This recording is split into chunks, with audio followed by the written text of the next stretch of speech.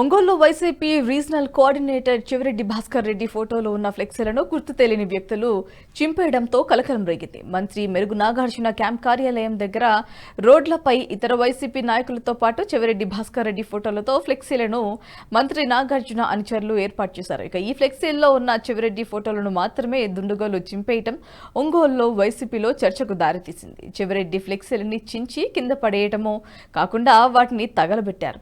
ఇదంతా YCP party జిల్లా కార్యాలయం పక్కనే రోడ్డుపై జరగడం ప్రాధాన్యత సంతరించుకుంది.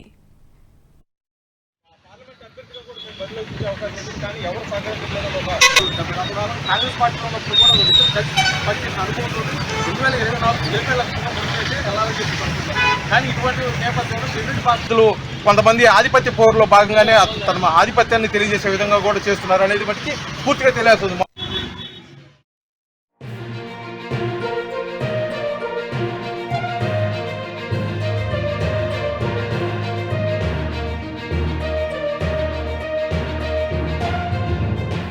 ఈ వీడియో మీకు నచ్చినట్టయితే లైక్ చేయండి, 10 మందికి షేర్ చేయండి. అలాగే కామెంట్ల రూపంలో మీ అభిప్రాయాలను మాతో పంచుకోండి. Nationalist hub group of channels ను సబ్స్క్రైబ్ చేసుకుని తెలుగునాట జాతీయవాద జర్నలిజాన్ని ప్రోత్సహించండి. ఈ వీడియో కింద ఉన్న బెల్ ఐకాన్ పై క్లిక్ చేయడం మర్చిపోవద్దు.